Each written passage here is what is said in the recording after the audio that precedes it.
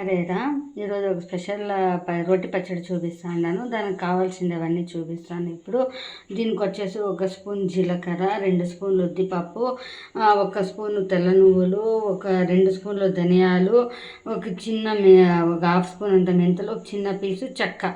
ఇవన్నీ త్వరగా వేయించుకుంటాం.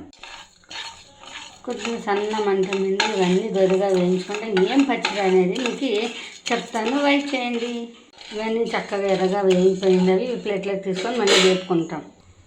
ఇదే కడాయిలోకి ఎండుమిర్చిను పచ్చిమిర్చిను వేసుకునేసరిలా ఇవి వేగిపోయింది. ఇవి చల్లారి పెట్టుకుంటాం. ఇవేనండి మన పచ్చడి స్పెషల్ ఐటము వెలక్కాయలు. చూడండి, మన వెలక్కాయలంతా ఇట్లా క్రీపర్లంతా తీసి పక్కన పెట్టేసుకోవాలి. ఇవ్వండి, వెలగపండు గుజ్జంతా తీసుకున్నాను. నేను ఒక 5 పెద్ద వెలక్కాయలు పెట్టుకున్నాను.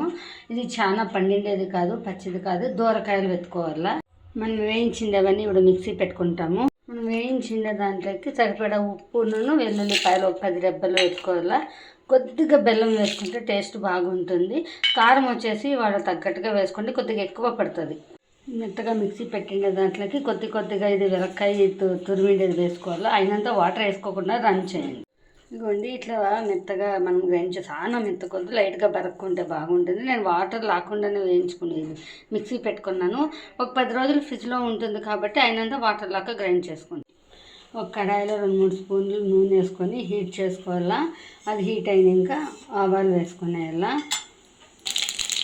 ఆవాలు చిక్కుతాక కరివేపాకు, ఎండుమిర్చి వేసుకోవాలి. ఇంగు కంపల్సరీ, ఇంగు కొంచెం వేసుకోవాలా. ఇప్పుడు మనం గ్రైండ్ చేసి పెట్టుకున్నదంతా వేసి బాగా మిక్స్ చేసుకోండి. మనం ఇట్లా పోపుతో బాగా మిక్స్ చేసుకునేస్తే చాలు. చాలా వేయించి అక్కర్లేదు, ఎలాంటి మనం వాటర్ వేసుకొని ఉండలేదు కాబట్టి ఒక 2 మినిట్స్ అట్లా ఫ్రై చేసుకునేస్తే చాలు. మన వెలగ రోటి రెడీ అవుతుంది. మన వెలగపండు రోటి పచ్చడి రెడీ అయిపోయిందండి. చపాతీ, రైస్ ఏమిట్లా కన్నా మనం సైడ్ డిష్గా వాడుకోవచ్చు. ఇది వచ్చేసి లివర్కి క్లీనప్ ఇస్తుంది, రిటాక్సినేషన్ ఇస్తుంది. చాలా మంచిది హెల్త్కి. హై క్యాలరీస్, ప్రోటీన్స్ అన్నీ ఉంటుంది. అందరూ ఒకసారి ట్రై చేయండి. Thank you.